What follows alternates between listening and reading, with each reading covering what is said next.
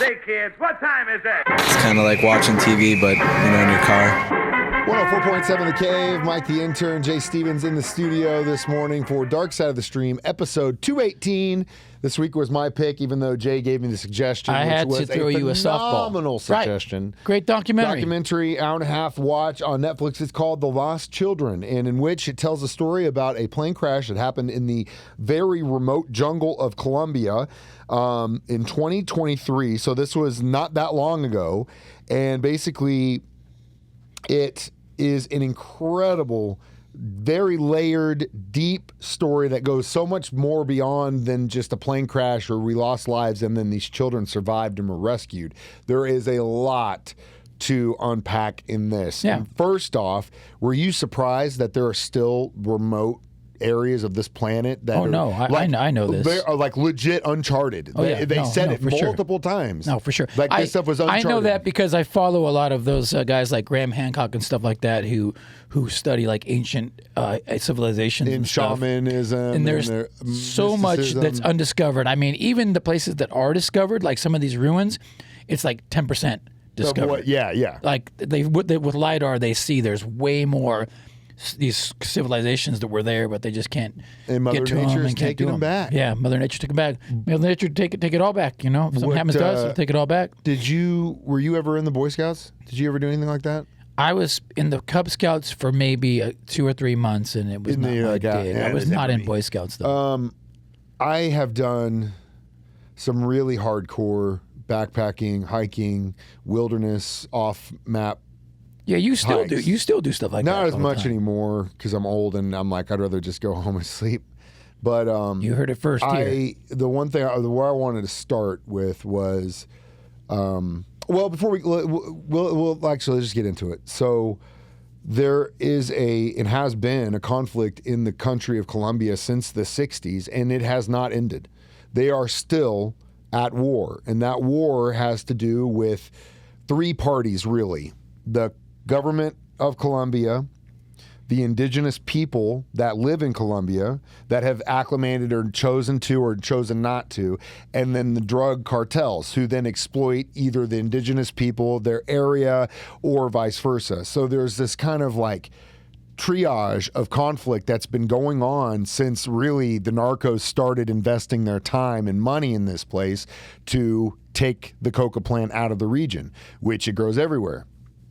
And so when you know that, and you know then that this plane crash happened in one of those areas right out of the gate, it was scary for the military because they were still at war. Yeah. So they're trying to basically find a plane and any survivors behind enemy lines, in their opinion, right. Because it's uncharted.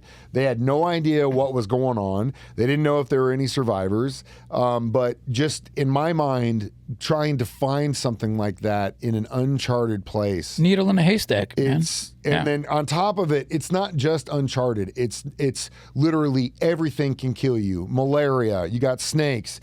Plants that'll kill you, frogs that'll kill you, jaguars, and it is so horrific what you're up against for the like seasoned person, and they'll all admit how tough it is just to survive out there. And they're going out there to try to find some kids that are maybe alive or maybe aren't. So eventually they get the ground going. What the plane was carrying was a pilot, a co-pilot, and then a mother and her 4 children that were going to meet their father somewhere else. They lived in a remote village, and they were going to meet him, who was in Bogota or something. And it goes down. So they go find it. They end up finding the plane. They find the bodies of the mother, the pilots. All the adults. Kids are gone. They start looking around. They see evidence that someone had survived and taken things out of the plane and then moved on. And we'll talk about that next when we return. Dark Side of the Stream on 104.7 The Cave.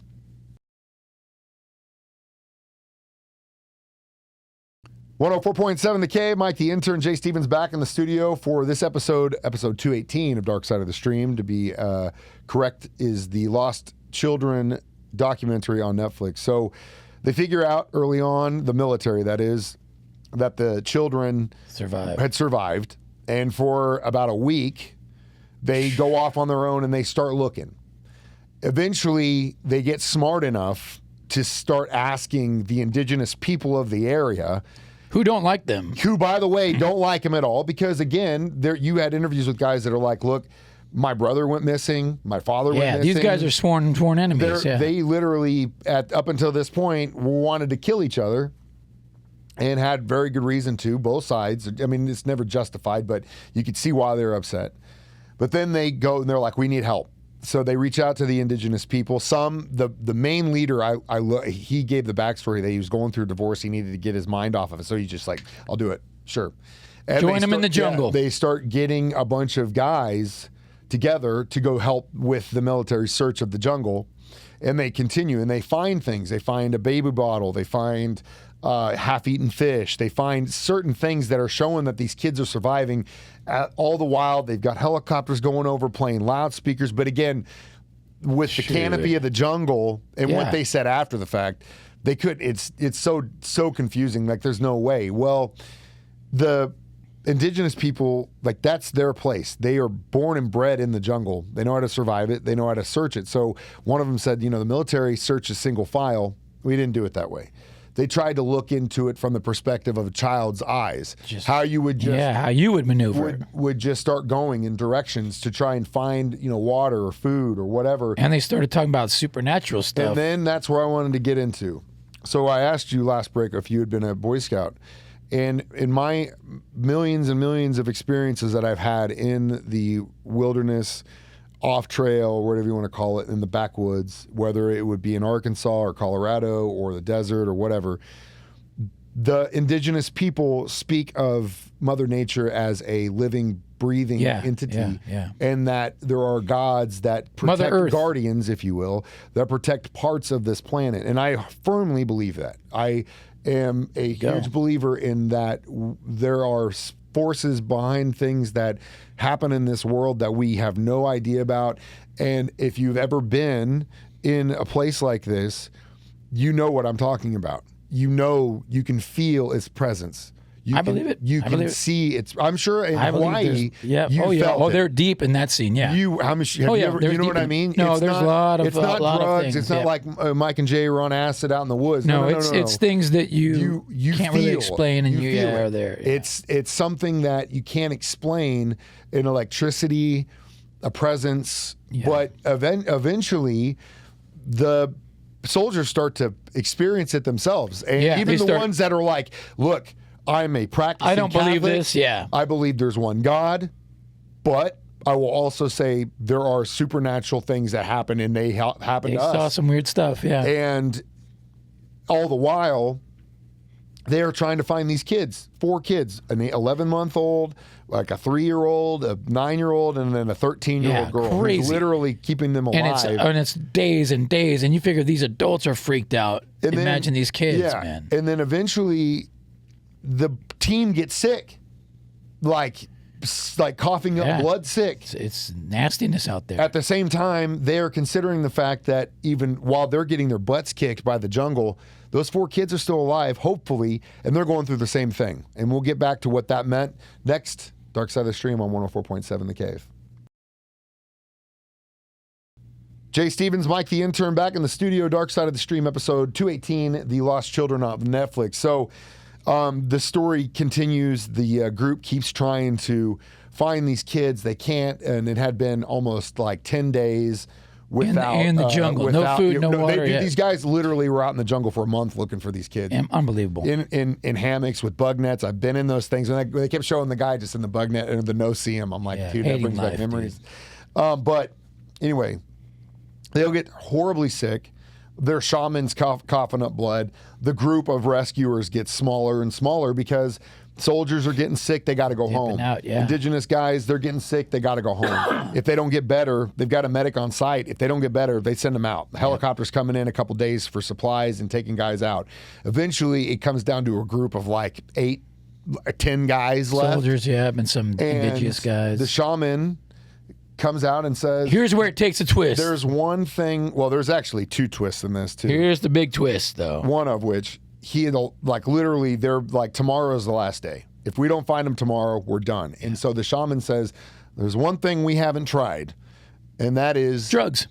The root, plant, or vine drugs. What's it called? Ayahuasca. Ayahuasca. It is a very potent Form of DMT. Hallucinogen. Right? Well, ish. Yeah, it's the same experience. Well, yeah, but that'd be like saying those guys who were putting green leaves and were high on coke. It's not the same thing. Do you want me to go science with you? No, it's a very similar experience once you get in there.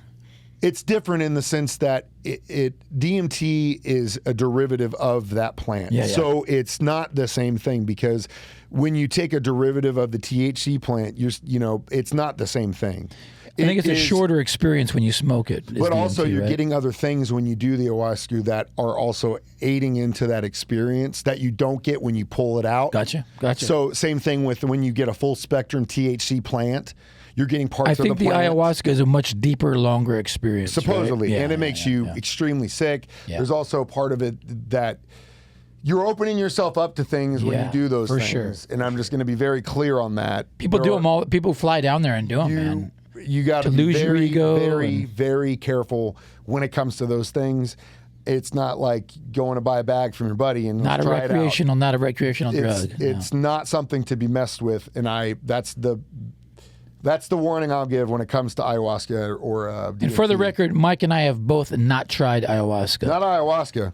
I'll say that. I would be open to the experience for sure, but it's people go down there. It's documented. Like Aaron Rodgers goes down there and does, like a lot of big name guys go down there and do it. It's a trip for sure, man. You're in for a long haul. But it's a part of a bigger question, and that is, can hallucinogens benefit us neurologically? And as a big proponent of psilocybin, they do. The active ingredient in mushrooms, they do. It is a huge benefit, not only for your psyche to I equate it to almost like breaking the plaque off your brain. Yeah. That just starts to build up. Clean, almost like your hard drive. Clean out your hard drive. And it has a lot of benefits. But anyway, so the shaman, they actually get the Colombian government to fly in a bunch of this stuff. And they make it, and the first dose they give to the father, which doesn't go anywhere. And they all said it was a waste. Yeah. And the reason was because allegations of child abuse and shady character abuse came out about this guy who everyone felt sorry for. He lost his kids. Well, come to find out, he was abusing the wife and abusing the children. He is currently being held in prison in lieu of the charges against that. So, bye-bye. Well, that's why the jungle rejected him. Yep.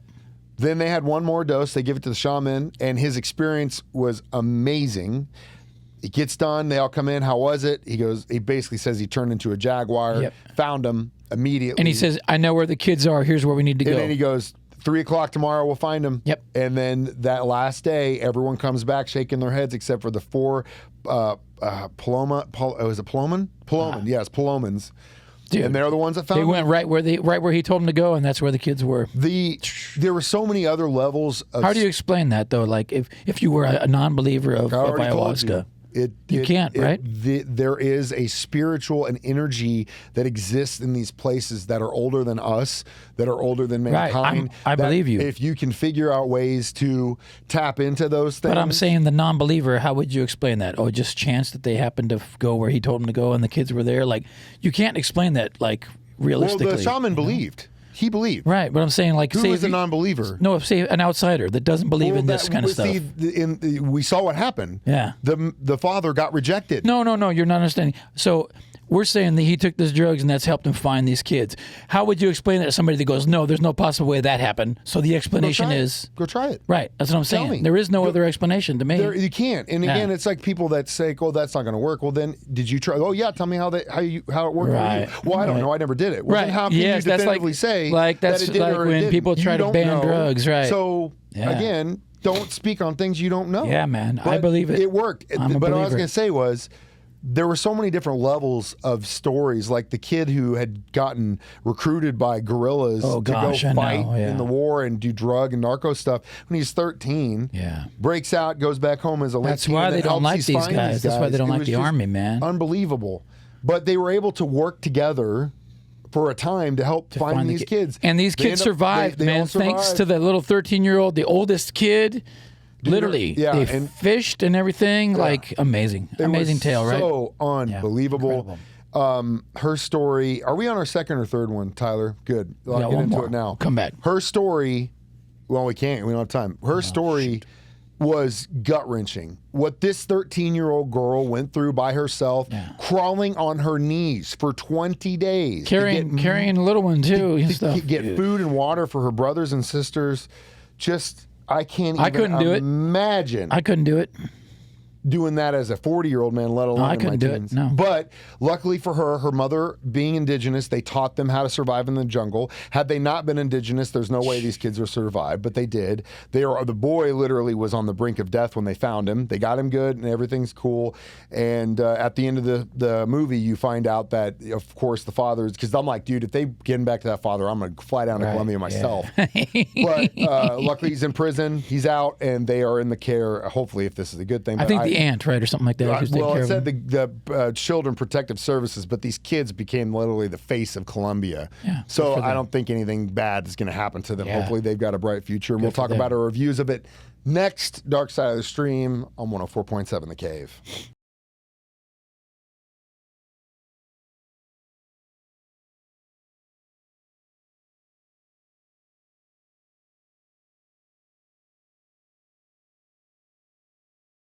.7 The Cave. Mike the Intern, Jay Stevens back in the studio one more time. Dark Side of the Stream, episode 218, The Lost Children on Netflix. How many cups of the ayahuasca would you drink for this? I'm going 4.5 because straight. It had what I want. I love when there's a good crazy twist in Have a we documentary. done a perfect score? Oh yeah, we've had a couple What was the perfect ones. score? I don't remember. We've had a couple perfect scores. I think we've had about 3 perfect I scores. give it a perfect score. You do? You go perfect Yeah, on this one? 100%. I'm going almost perfect just because. I think they did such a great job of telling a human story, a political story, a spiritual story, a story of redemption, a story of survival, a story of survival, a story of like how even to us as Americans, like, you know, we're so driven to succeed and get, and you see a story of a kid who went and tried to do that and then went back to just live in the jungle because that's his family, that's his home, that's where he's from. And to me, you know, you get guys that are in their retirement age and they're like, all I want to do is buy a farm and just get back to the land.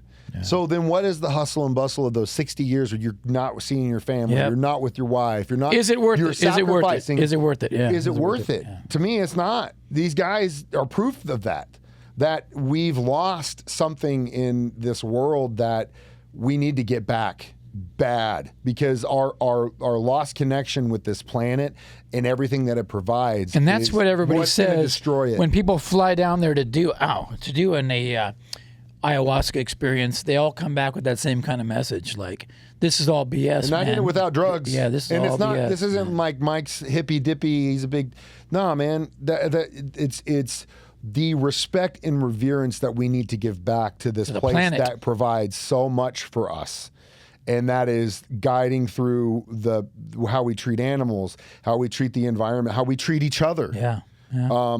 And, you know, you look at these civilizations, the indigenous peoples that lived in the Americas, North, Mid, South, for thousands of years. Even probably more than that. With no problems. And then we come along and screw it up. We just, our mentality of take all and conquer. Take all, conquer all. And gain. For what? See, Tyler? What does it do? We're going to need you to go to Colombia. It does nothing, in my opinion. I'll get out my soapbox. But yeah, I thought that this was a very great documentary that I think everyone should watch and really give pause about the type of person that you are and what kind of energy and light that you bring back into this world. It's a good one. It was a good one. That's what it's all about. So Jay's pick is next week. What are we watching? We are watching a documentary. I know you might be thinking, man, they've done so many documentaries on this topic. Why would it be another one? Brand new one just came out. By far the best I've ever seen on this topic, and it is Manhunt, O.J. Simpson. Oh yeah, I saw previews for it. Dude, I've watched it twice. It's that good. I told you about that political science teacher I had that was huge into conspiracy theories and Cape. He had this huge docket of JFK, had a huge docket of the OJ conspiracy theories thing. Until everything is proven true, which has been happening a lot lately. Well, yeah. There was his theory for the longest time was that it was a mob hit. And that because in the 80s when he was opening restaurants in LA, they were funneling drugs through. Well, and then when he got clean, he said no, and they still wanted their piece. This one shows a lot of evidence they weren't allowed to use in court, and it's pretty wild. Well, OJ did it. I mean, it's check it out. But it also interviews the police and the guys involved now, even the red flag of it all guy. Yeah, it's pretty. all right. It's for an OJ documentary. It's by far the best one, and it's made like a movie. It's really nice. It keeps your blood moving. You get goosebumps. It's nice. Cool. Well, watch it. You can watch us do this every Thursday at 9 a.m. on Facebook or YouTube. You can listen to us for free on our 104.7 The Cave app as a podcast. You can apply for Tyler's job if you feel you can push 2 buttons for an hour every day. Good luck with that. Tyler does so much around here that when he shows up on time, he does a great job. And then you can listen to us do it live and in person on our shows at 9 a.m. or 6 p.m. on either my or Jay's show. As always, I'm Mike the Intern. I am Jay Stevens. And we remind you we watch movies documentaries so you don't have to. It's Dark Side of the Stream on 104.7 The Cave.